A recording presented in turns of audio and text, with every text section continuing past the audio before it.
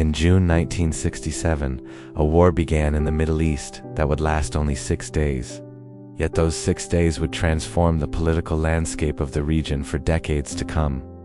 In less than a week, the military balance between Israel and several neighboring Arab states shifted dramatically.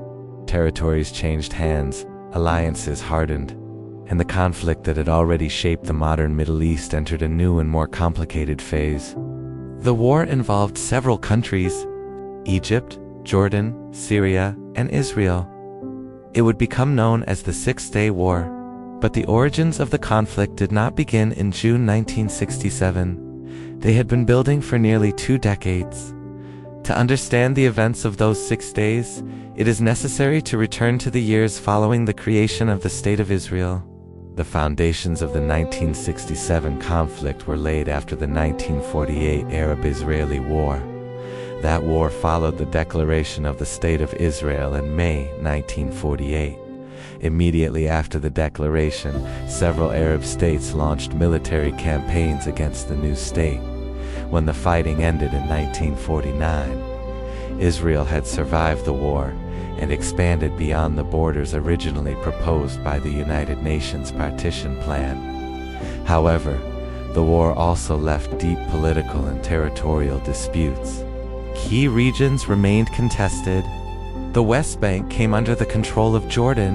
The Gaza Strip was administered by Egypt. Tensions between Israel and its neighbors remained constant. Armistice agreements ended open warfare, but they did not create lasting peace. Instead, the region entered a period marked by border clashes, political rivalry, and military buildup. By the early 1960s, the Middle East had become a center of intense political competition. Nationalist movements were spreading across the Arab world. One of the most influential leaders of this period was Gamal Abdel Nasser, the president of Egypt. Nasser promoted a vision of Arab unity and resistance to Western influence. His leadership gave Egypt a central role in regional politics. At the same time, Israel continued to strengthen its military capabilities. Border tensions were frequent, particularly with Syria. Disputes over water resources and cross-border raids increased instability. By the mid-1960s, military confrontations between Israel and Syria were becoming more frequent. Both sides accused the other of aggression. Meanwhile, alliances among Arab states were becoming stronger. Egypt and Syria developed closer military coordination. The stage was gradually being set for a larger confrontation. The immediate crisis that led to war began in May 1967.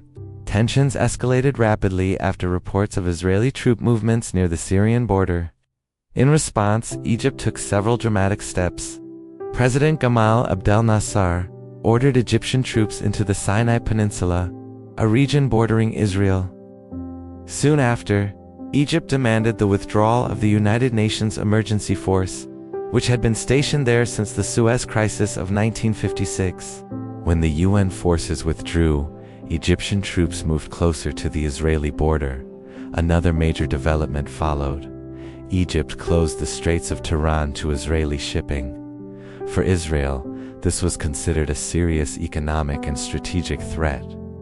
The situation quickly escalated into a full regional crisis. Military mobilization spread across the region. Jordan and Syria joined military coordination with Egypt.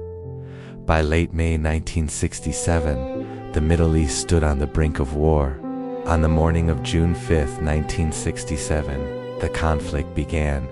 In a carefully planned operation, the Israeli Air Force launched a large-scale preemptive strike against Egyptian air bases. The operation targeted aircraft stationed on the ground. Within hours, a significant portion of Egypt's air force had been destroyed. Air superiority quickly shifted to Israel. Similar attacks were later carried out against airfields in Jordan and Syria. Control of the skies would prove decisive in the battles that followed. The war had officially begun. Following the airstrikes, Israeli ground forces advanced into the Sinai Peninsula.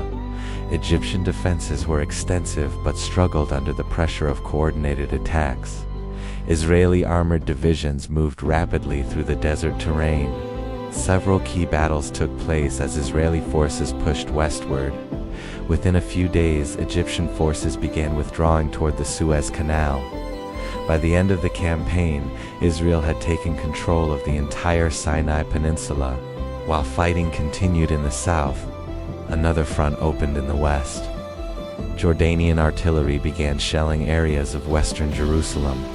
Israeli forces responded by launching operations into the West Bank. Within days, Israeli troops captured several major cities. One of the most significant moments came with the capture of the eastern part of Jerusalem. This development carried major historical and political significance. The status of Jerusalem would become one of the most sensitive issues in the conflict moving forward. The final stage of the war took place in the north. Israeli forces moved against Syrian positions in the Golan Heights. The terrain was heavily fortified and strategically important. After intense fighting, Israeli forces captured much of the Golan Heights. With this, the major battles of the war came to an end. By June 10, 1967, a ceasefire was reached. The war had lasted 6 days, but its consequences were enormous. Israel now controlled the Sinai Peninsula, the Gaza Strip, the West Bank, the East Jerusalem, the Golan Heights. These territorial changes dramatically altered the map of the Middle East. The Six-Day War remains one of the most consequential conflicts in modern Middle Eastern history. In less than a week, it reshaped borders, politics, and regional power dynamics. But it also left unresolved questions that continue to influence events in the region today.